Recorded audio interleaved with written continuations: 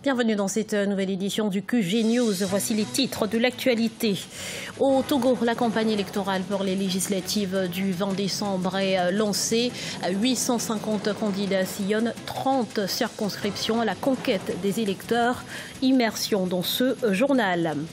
La République démocratique du Congo veut tirer meilleur profit des cours favorables des matières premières. 3 de ces ressources naturelles ont été classées substances minérales stratégiques et seront désormais taxées à 10%. Et puis il a fallu du temps, mais c'est désormais chose faite. 50 ans après le lancement des travaux, le musée des civilisations noires a été inauguré ce jeudi à Dakar par le président Macky Sall. Mais avant de développer ces titres, la Haute Cour de Kigali a tranché. L'opposante rwandaise Diane Rwigara a été acquittée ce jeudi 6 décembre d'incitation à l'insurrection et falsification de documents. Les juges ont décidé de ne pas suivre les réquisitions du parquet qui avait demandé la peine maximale pour ces chefs d'accusation, soit 22 ans de prison.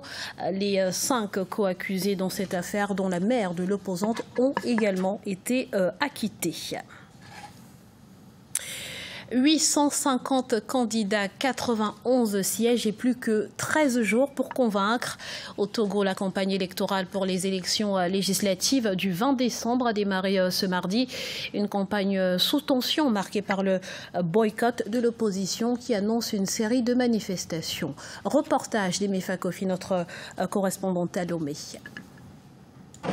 Au parti Union pour la République, c'est dans une ambiance festive qu'a démarré la campagne électorale pour les législatives du 20 décembre 2018. Raymond Kailosson est candidate en lice pour le Grand Lomé. Elle entend rejoindre l'Assemblée nationale pour porter haut les idéaux du chef de son parti, le président Faure Gnassingbé. C'est l'ouverture de la campagne et nous sommes toutes et tous rassemblés ici pour mener notre caravane dans toute la ville de Lomé. Le projet social il est déjà établi par le chef de l'État lui-même qui a placé ce mandat sous un angle social. Cette campagne électorale se déroule dans un climat de crise politique. L'engouement au sein de la population reste relativement faible. Certains se sentent peu concernés par ces scrutins. Normalement, l'opposition et le pouvoir doivent participer ensemble à ce processus électoral. Pourquoi donc certains y vont tout seuls? Le parti au pouvoir doit prendre son mal en patience. Moi, j'irai voter le 20 décembre et on verra quels seront les résultats. À ces législatives dont la campagne a démarré officiellement sur l'ensemble du territoire, 850 candidats sur 130 listes électorales prennent part. Ils vont sillonner 30 circonscriptions électorales. La coalition de l'opposition, elle, ne prend pas part à ce scrutin. Elle a appelé ce 4 décembre ses militants et sympathisants à observer une journée morte. En République démocratique du Congo, le cobalt, le germanium et la colombotantalite ont été déclarés substances minérales stratégiques. Par conséquent, ces minerais seront désormais taxés à 10% conformément au code minier, entré en vigueur en mars 2018. Les détails avec Neil et Claude Bessa. Le cobalt, le germanium et le coltan sont classés comme substances minérales stratégiques en République démocratique du Congo. Une classification résultant de la promulgation du nouveau code minier qui va considérablement hausser le taux de redevance sur les minerais stratégiques. En passant de 2% à 10%, le nouveau taux de redevance profitera davantage à l'État qu'aux sociétés d'exploitation minière. La révision du code minier et aujourd'hui la classification d'un certain nombre de métaux en produits stratégiques procède simplement d'une volonté de partage équitable des ressources minières. En République démocratique du Congo, les minerais stratégiques sont considérés comme des leviers importants pour le développement et la mobilisation des recettes du pays. Afin de mieux organiser les conditions d'accès, de recherche, d'exploitation et de commercialisation de ces substances, le gouvernement a prévu une réglementation particulière qui sera fixé par arrêté ministériel. Aujourd'hui, dans le budget de l'État, on attend entre 400 et 500 millions de dollars qui pourraient être un supplément lié aux métaux qui sont aujourd'hui classifiés autrement. Pour rappel, le secteur minier représente le principal levier de croissance en République démocratique du Congo, dominé par la filière cuivre et le représente 35% du produit intérieur brut. Dans le reste de l'actualité, les drones à l'assaut du ciel africain. Face au déficit d'infrastructures, ces petits engins apparaissent comme une alternative dans plusieurs domaines. Le premier du genre, Made in Côte d'Ivoire, a été baptisé JBX V10. Découverte dans ce reportage de notre correspondant Olivier Diacotan, commenté par Fanny Mounichi.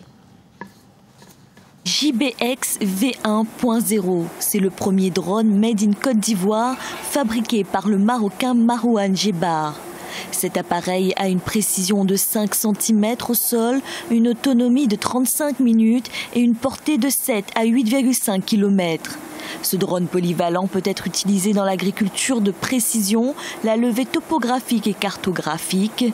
3 mois ont suffi à ce jeune passionné pour le rendre opérationnel. La seule chose, je dirais, qui m'a permis de réussir, c'est l'amour et la passion de ce métier. Parce que les difficultés étaient énormes, les obstacles étaient tellement lourds que plusieurs fois, ça me donnait carrément envie de laisser tomber. Parce que c'était vraiment très difficile. Installé depuis 2017 en Côte d'Ivoire, Marouane Djebar a recruté une quinzaine de jeunes pour les former dans ce domaine. Honoré Soro en fait partie. Aujourd'hui, il maîtrise plusieurs paramètres de différents types de drones. Quand j'arrivais ici, je n'avais aucune notion sur le drone, ni la réparation, ni le pilotage. Je peux dire qu'après 1 an, aujourd'hui, je suis capable de réparer un drone tout seul, de le piloter, de le programmer, effectuer des missions de cartographie. Marouane Djebar était d'ailleurs invité au sommet de la géomatique à Abidjan où il a pu partager les fruits de ses recherches dans ce secteur. Avec en filigrane un rêve, celui d'ouvrir très bientôt une académie de drones. C'est un devoir de mémoire. Le président sénégalais Macky Sall a inauguré ce 6 décembre 2018 à Dakar un musée consacré aux civilisations noires. Un projet lancé il y a un demi-siècle par le président Léopold Sédar Senghor. L'édifice se veut un laboratoire créatif pour aider à façonner le sentiment d'identité d'un continent. Et parmi les premières expositions figurent des œuvres d'artistes du Mali, du Burkina Faso, de Cuba ou encore d'Haïti. On écoute à ce propos Oumi Regina Sambou, présidente de l'association Presse Culturelle. C'est un grand moment pour le Sénégal et aussi pour l'Afrique parce que comme vous le savez et comme l'a tenu tout récemment à rappeler le ministre de la Culture Abdoulatif Coulibaly, le projet du musée des civilisations noires a été évoqué pour la première fois depuis 1925 et c'était un des rêves de Léopold Sédar Senghor et on a vu que c'était Abdoulaye Wade qui avait procédé à la pose de la première pierre en décembre 2011 et aujourd'hui c'est Macky Sall qui procède à l'inauguration de ce musée. Et au vu du contexte, là on a beaucoup parlé du projet de restitution des œuvres africaines qui sont en France. Au moment où on remet le rapport, aujourd'hui on procède à l'inauguration de ce musée qui a été très attendu et donc je pense que c'est une nouvelle page qui s'ouvre pour le monde de la culture et aussi pour le monde noir d'une façon générale. D'une certaine manière, on continue à toujours vouloir répondre à Sarkozy. L'Afrique est bien entrée dans l'histoire. L'édifice, déjà, c'est plus de 13 000 mètres carrés qui sont dédiés à la culture, les salles d'exposition, une salle de conférence, un auditorium de 150 places. Et quand on voit déjà avant l'ouverture toutes les interactions qu'il y a eu entre les différents pays, on voit nettement que ça augure une nouvelle façon de voir le monde. Et là, il y a beaucoup de pays africains qui s'engagent sur la même voie que le Sénégal, le Bénin, qui était devant quand il s'agissait de restitution des œuvres africaines basées en France, annonce l'ouverture de 4 musées pour 2020. Et l'Union africaine aussi s'engage à créer aussi un musée où on pourra remettre les œuvres africaines qui sont un peu partout à travers le monde. Ce journal a été réalisé par l'ensemble de la rédaction. Merci pour votre fidélité. Dans un instant, une nouvelle édition de l'information sur Africa 24.